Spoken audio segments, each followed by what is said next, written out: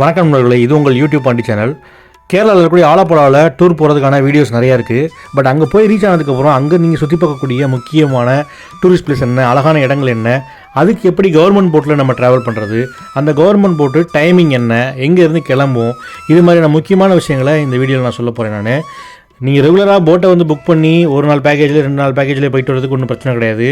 But இண்டிவிஜுவலாக நீங்கள் ஒரு தனித்துவமான இடங்களை பார்க்கணும் அப்படின்னா இந்த வீடியோ யூஸ்ஃபுல்லாக இருக்கும்.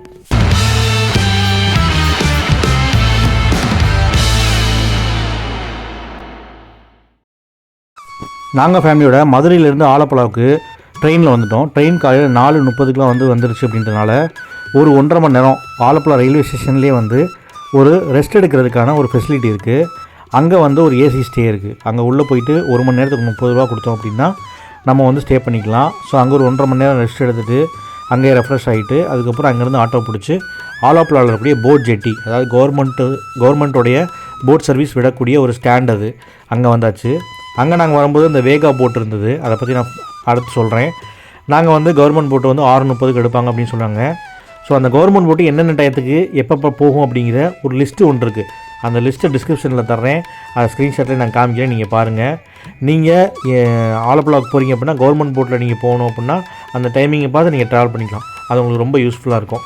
நாங்கள் அந்த போட்டில் ஏறியாச்சு. நாங்கள் போகக்கூடிய இடம்னா கன்னிட்டா அப்படின்னு ஒரு இடம். கன்னிட்டா அப்படின்ற ஒரு கிராமம். அந்த கிராமத்தில் ஹோம் ஸ்டே நாங்கள் புக் பண்ணியிருந்தோம்.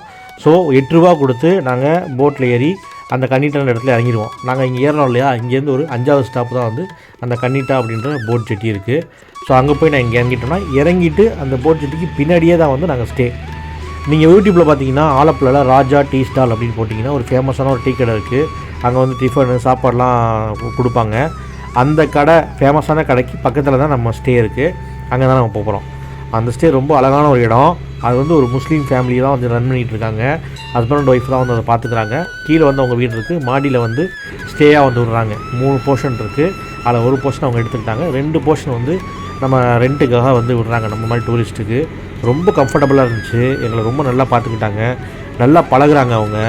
அவங்க புரிஞ்சுக்கிறாங்க தமிழ்நாட்டிலேருந்து வர்றவங்க என்னென்ன எக்ஸ்பெக்ட் பண்ணுவாங்க அப்படின்றத புரிஞ்சுக்கிட்டு அதுக்கேற்ற மாதிரி நமக்கு கைட் பண்ணுறாங்க. என்னென்ன கோயிலெலாம் பக்கத்தில் இருக்குது, எங்கெங்கெல்லாம் போகலாம் அப்படின்றத எங்களுக்கு ரொம்ப தெளிவாக எடுத்து சொன்னாங்க. இந்த கிராமத்தை பற்றி சொன்னாங்க. என்னென்ன மாதிரியெல்லாம் இந்த கிராமம் இருக்குது, நீங்கள் எங்கெங்கெல்லாம் போகலாம், டூரிஸ்ட் பிளேசஸ் எங்கெங்கே இருக்குது, இல்லை போட்டு பெரிய போட்டு வேணுமா, சின்ன போட்டு வேணுமா. பெரிய போட்னா அவங்கக்கிட்டே ஓனாகவே ஒரு பெரிய போட்டு வச்சுருக்காங்க. அவங்ககிட்டே நம்ம பேக்கேஜ் பேசி நம்ம போயிட்டு வரலாம்.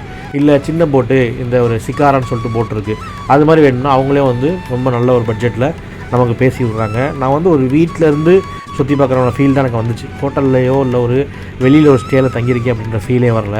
அந்தளவுக்கு ரொம்ப கம்ஃபர்டபுளாக இருந்தாங்க. ரொம்ப தன்மையாக நல்ல மனுஷங்களாக இருந்தாங்க அவங்க 2 பேருமே. ஸோ அவங்கள பற்றின டீட்டெயில், ஃபோன் நம்பர் நான் கொடுக்குறேன். நீங்கள் ஸ்டே பண்ணணும்னு விருப்பப்பட்டீங்க அப்படின்னா கண்டிப்பாக இங்கே நீங்கள் தங்கி பாருங்கள். கூகுளில் ரிவ்யூ பார்த்தேன், 4.7 இருந்தது. ஸோ அதனால தான் கான்டாக்டே பண்ணினேன். பட் அங்கே போனதுக்கப்புறம் ரொம்ப பர்சனல் கனெக்ட் ஆகிடுச்சு. ஸோ இனிமேல் ஆலப்புழா போனால் அங்கே தான் தங்கணும் அப்படின்னு நான் முடிவு பண்ணேன். ஸோ அதனால தான் இவ்வளோ தூரம் அந்த ஸ்டேயை பற்றி நான் சொல்கிறேன். இது நான் என்னோடய பர்சனல் எக்ஸ்பீரியன்ஸ்லேருந்து நான் சொல்கிறது தான். காலையில் நாங்கள் போனதுக்கப்புறம் செக்இன் 11 மணிக்கு தான் அப்படின்னு சொல்லிட்டாங்க. நாங்கள் சீக்கிரமாகவே போயிட்டோம். போனதுக்கப்புறம் எங்களோட பேக் எல்லாமே அங்கே வச்சுட்டு நாங்கள் என்ன பண்ணோம்னா அந்த கிராமத்தில், அந்த கன்னிட்டான்ற கிராமத்தில் அந்த ஓரத்துலேயே, கரை ஓரத்துலேயே நடந்து போய் நாங்கள் எக்ஸ்பீரியன்ஸ் பண்ணோம். அங்கே காலையில் எல்லாருமே போட்டு சார்ஜ் பண்ணிகிட்டு இருந்தாங்க இல்லையா, அந்த சார்ஜெல்லாம் எடுத்துகிட்டு போட்டுக்கு தேவையான தண்ணி, காய்கறிகள், அதுக்கப்புறம் அன்றைக்கி தேவையான சமையலுக்கான பொருட்கள் எல்லாமே ஏற்றிக்கிட்டு இருந்தாங்க. அதுக்கப்புறம் அந்த கிராமத்தில் எப்போதுமே நைட்டு ஈவினிங் 5 மணிலேருந்து அடுத்த நாள் காலையில் 6 மணி வரைக்கும் போட்டு ஓடாது. எப்போதுமே கரையில் நிப்பாட்டிடுவாங்க. அது கவர்மெண்ட்டோட ரூல்ஸு. ஸோ அடுத்த நாள் போட்டுக்கான தேவையான விஷயங்கள் என்னென்ன அப்படின்றத ரெடி பண்ணிகிட்டு இருந்தாங்க. அந்த கிராமத்தில் இருக்கிற வீடுகள் எப்படி இருந்துச்சு, ரோடு எப்படி இருக்குது, அங்கே இருக்கக்கூடிய டிரான்ஸ்போர்ட்டு, ஒவ்வொருத்தவங்களுக்கும் ஓனாக போட் வச்சுருக்காங்க. அந்த டிரான்ஸ்போர்ட்டை அவங்க எப்படி யூஸ் பண்ணுறாங்க, இது எல்லாமே நாங்கள் ஒரு 3 ஹவர்ஸ் அப்படியே நடந்து போய் எக்ஸ்பீரியன்ஸ் பண்ணுறதுக்கு ரொம்ப யூஸ்ஃபுல்லாக இருந்தது. நாங்கள் நிறையா ஃபோட்டோஸ், வீடியோஸ்லாம் எடுக்கிறதுக்கு ரொம்ப சூப்பராக இருந்தது. ஏன்னா அங்கே மார்னிங் அந்த சூரியன் மேலே வர்ற சமயத்தில் எடுக்கக்கூடிய வீடியோஸாக இருக்கட்டும், ஃபோட்டோவாக இருக்கட்டும், ரொம்ப சூப்பராக இருக்கும். அந்த எக்ஸ்பீரியன்ஸ் ரொம்ப நல்லா இருந்தது. ஸோ அதெல்லாம் சுற்றி பார்த்துட்டு கரெக்டாக ஒரு 10 மணிக்கு நாங்கள் வந்தோம். வந்ததுக்கப்புறம் ரூமில் ஆல்ரெடி பசங்க இருந்திருந்தாங்க. 2-3 கேரளா பசங்க தங்கியிருந்தாங்க. அவங்க செக் அவுட் பண்ணுறதுக்கு கொஞ்சம் டிலே ஆகுது அப்படின்னு சொன்னதுனால அவங்களுடைய போட்டு உள்ளே நீங்கள் உட்காருங்க, நீங்கள் இதில் சுற்றி பாருங்கள், நான் அவங்க ஏசியில் ஆன் பண்ணி விடுவேன், நீங்கள் கொஞ்சம் வெயிட் பண்ண வேண்டிய டைம் இருக்கிறதுனால இங்கே நீங்கள் வெயிட் பண்ணுங்கள் அப்படின்னு சொல்லிட்டு அந்த போட்டை அக்சஸ் கொடுத்துருந்தாங்க. நாங்கள் உள்ளே போய் நாங்கள் எல்லாருமே பார்த்துக்கிட்டு இருந்தோம். நாங்கள் கரெக்டாக 11 மணிக்கு செக்இன் பண்ணியாச்சு. ஸோ ரூமை பற்றியும் ரூமுக்கு பக்கத்தில் இருக்கக்கூடிய இன்ட்ரெஸ்டிங்கான விஷயங்களை பற்றியும் அந்த கிராமத்தை பற்றியும் நான் செப்பரேட்டாக ஒரு வீடியோ போடுறேன். அடுத்த வீடியோ அது வரும். நான் இந்த வீடியோவில் பொறுத்த வரைக்கும் அந்த ஆலப்புழாவில் இருக்கக்கூடிய எந்தெந்த இடங்களை நீங்கள் சுற்றி பார்க்கலாம், நீங்கள் எந்தெந்த இடத்துக்கு எப்படி போகணும், போட்டோட டைமிங் என்ன, இல்லை சிக்காரா போட்டில் போய்ங்கன்னா எப்படி போகணும் அப்படிங்கிற ஒரு ஃபுல் டீட்டெயில்ஸை இதில் நான் கொடுக்குறேன். ஏன்னா பெரும்பாலான வீடியோக்களில் வந்து ஒரு போட்டில் எப்படி போகிறது, ஈவினிங் போயிட்டு காலைல வரலாம், எவ்வளோ பேக்கேஜ் இது தான் சொல்லுவாங்க. அங்கே இருக்கக்கூடிய கிராமங்களோட பெயரையும் அதுக்கு எப்படி அக்சஸ் பண்ணலாம் போட்டில், கவர்மெண்ட் போட்டில் அதோட டைமிங் இதெல்லாம் சொல்லியிருக்க மாட்டாங்க. ஸோ நான் இந்த வீடியோவில் எல்லாமே விலாவரியாக சொல்கிறேன். நீங்கள் ஆலப்புழா போனதுக்கப்புறம் இந்த இன்ஃபர்மேஷன் உங்களுக்கு ரொம்ப யூஸ்ஃபுல்லாக இருக்கும். நீங்கள் சுற்றி பார்த்ததுக்கப்புறம் உங்களுக்கு இது எவ்வளோ யூஸ்ஃபுல்லாக இருந்துச்சு அப்படின்றத நீங்கள் கமெண்ட் செக்ஷனில் எனக்கு சொல்லுங்கள். ஃபஸ்ட்டு நான் உங்களுக்கு ரெக்கமெண்ட் பண்ணக்கூடிய ஒரு இடம் வந்து கொக்கோசோன் ஸ்டேஸ் அப்படின்னு ஒரு இடம் இருக்குது. இது வந்து ஸ்டே பண்ணக்கூடிய இடம் தான். இங்கே டார்மெட்ரி இருக்குது, ரூமும் இருக்குது. நான் சர்ச் பண்ணும்போது இங்கே அவைலபிள் இல்லை ரூம். அதனால தான் நான் வந்து இந்த ஹோம் ஸ்டேவை நான் ப்ரிஃபர் பண்ணேன். இங்கே வந்து ஒரு நாளைக்கு 3000 ரூபா கேட்பாங்க. ஆனால் ரொம்ப எக்ஸலண்ட்டான ஒரு இடம். நீங்கள் வந்து ஆலப்புழா போட் ஜெட்டியில் இருந்து பள்ளித்தோடு அப்படின்ற ஒரு இடத்துக்கு நீங்கள் போட்டில் ஏறி போனீங்க அப்படின்னா ஒரு 3/4 மணி நேரம் ட்ராவல் பண்ணி போகிற மாதிரி இருக்கும். போட்டில் ரோடு வழியாகவும் நீங்கள் போகலாம். பட் போட் வழியாக மட்டுமே நான் உங்களுக்கு கைட் பண்ணுறேன். நீங்கள் கவர்மெண்ட் போட்டில் ஏறி பள்ளித்தோடு அப்படின்ற இடத்துக்கு போயிட்டு இறங்கிட்டிங்கன்னா அங்கிட்ட கொக்கோசோன் ஸ்டேஸ் அப்படின்னு ஒரு ஸ்டே இருக்குது. அந்த ஸ்டே வந்து ரொம்ப ரொம்ப அமேசிங்காக இருக்கும். அதுக்கு பக்கத்துலேயே வந்து செயின்ட் மேரி சர்ச் அப்படின்னு ஒரு சர்ச் இருக்குது. அந்த ஆத்தங்கிற ஓரமாகவே வந்து அந்த சர்ச் இருக்கும். ரொம்ப சூப்பராக இருக்கும், ரொம்ப அழகாக இருக்கும். அந்த இடத்த வந்து நீங்கள் ஃபஸ்ட்டு ப்ரிஃபரன்ஸாக வச்சுக்கோங்க. அங்கே கிடைக்கல அப்படிங்கிற பட்சத்தில் கைனக்காரி அப்படின்னு ஒரு இடம் இருக்குது, போட் ஜெட்டி. அந்த கைனக்காரின்ற இடத்துல நிறையா போட் வந்து போகும். ஸோ அந்த கைனக்காரி அப்படின்ற இடத்துக்கிட்ட நிறையா இந்த வெள்ளூர் ஹோம் ஸ்டேன்னு ஒரு ஹோம் ஸ்டே இருக்குது, அதுவும் நல்லாயிருக்கும். அப்புறம் ஹோட்டலாக் ஹெரிட்டேஜ் லேக் ரிசார்ட் அப்படின்னு ஒரு இடம் இருக்குது. அது வந்து சூப்பராக இருக்கும் அந்த ரிசார்ட்டு. அது கொஞ்சம் எக்ஸ்பென்சிவ், பட் அது அந்த இடமும் நல்லாயிருக்கும், அந்த ரிசார்ட்டும் நல்லாயிருக்கும். சுற்றி இருக்கிற கிராமங்களாக இருக்கட்டும், பின்னாடி வந்து விவசாய நிலங்கள் நிறையா இருக்கும், எல்லாமே வந்து சூப்பராக இருக்கும். ஸோ நீங்கள் இதை வந்து ட்ரை பண்ணி பாருங்கள். நான் சொல்கிறத வந்து நீங்கள் வீடியோ பாஸ் பண்ணி நோட் பண்ணிவிட்டு நீங்கள் சர்ச் பண்ணி பாருங்கள். உங்களோட எக்ஸ்பீரியன்ஸ் ரொம்ப நல்லாயிருக்கும். ஸோ அங்கே போயிட்டு நான் வந்து அனுபவப்பட்டதுனால உங்களுக்கு நான் இதெல்லாமே வந்து சஜஸ்ட் பண்ணுறேன், இங்கெல்லாம் போங்க அப்படின்னு சொல்லிட்டு. ஸோ இதெல்லாம் வந்து செம்மையாக இருக்கும். நீங்கள் கூகுளில் சர்ச் பண்ணுறத விட நான் சொல்கிறத கேட்டுட்டு அதை டைப் பண்ணுங்கள். கூகுள் மேப்பில் லொக்கேஷன் காமிக்கும், நம்பர் எடுத்து நீங்கள் டேரெக்டாக பேசி பாருங்கள், நீங்களே வந்து எல்லாமே தெரிஞ்சுப்பீங்க. அடுத்து பள்ளத்துருத்தி அப்படின்னு ஒரு இடம் இருக்குது. அந்த பள்ளத்துருத்தி நடந்து நம்ம கனிட்டா அப்படின்ற இடத்துலேருந்து கொஞ்சம் தூரம் தான், போட்லேயே கூட போகலாம்.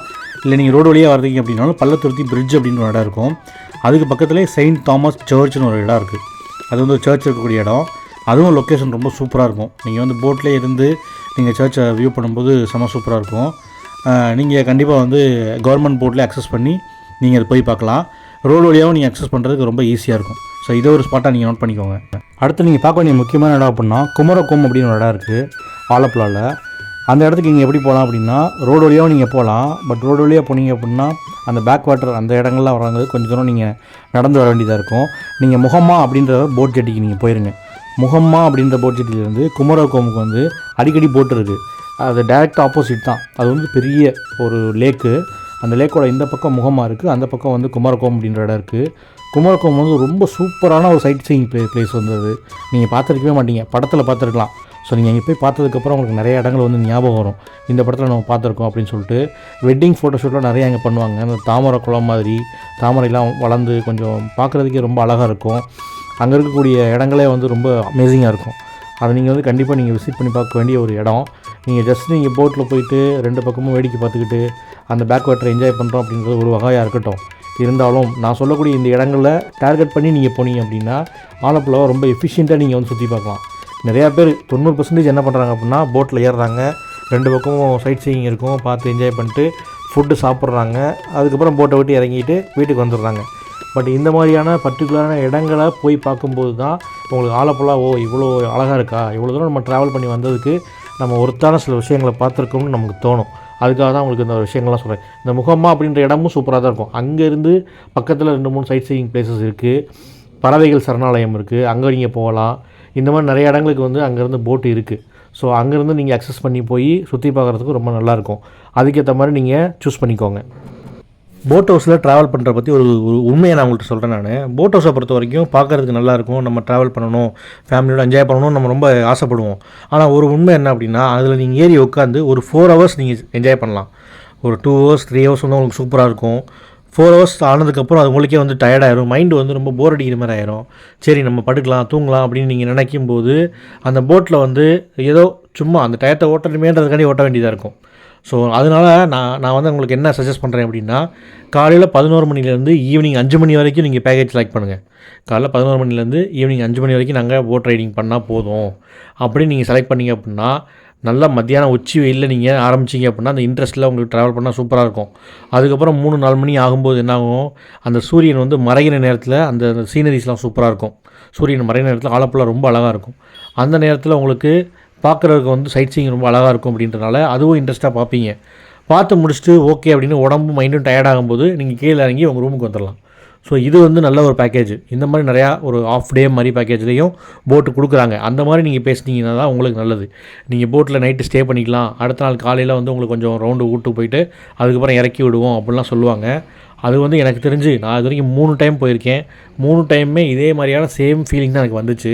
ஸோ அதனால தான் உங்களுக்கு நான் சொல்கிறேன். நான் போட் ரைடு போகிறீங்க அப்படின்ற பட்சத்தில் ஒரு நாள் ஃபுல்லாக புக் பண்ணி அதில் பாதி நேரம் வந்து நீங்கள் சும்மா செலவு பண்ணுறதுக்கு நீங்கள் ஒரு 6 மணி நேரம் 5 மணி நேரம் போட் ட்ராவல் பண்ணிட்டு மிச்சம் இருக்க டயத்தை நான் சொன்ன இந்த சில பர்டிகுலர் டூரிஸ்ட் பிளேஸஸ்க்கு போய் விசிட் பண்ணி உங்கள் டைமை வந்து சூப்பராக நீங்கள் பயன்படுத்தலாம்.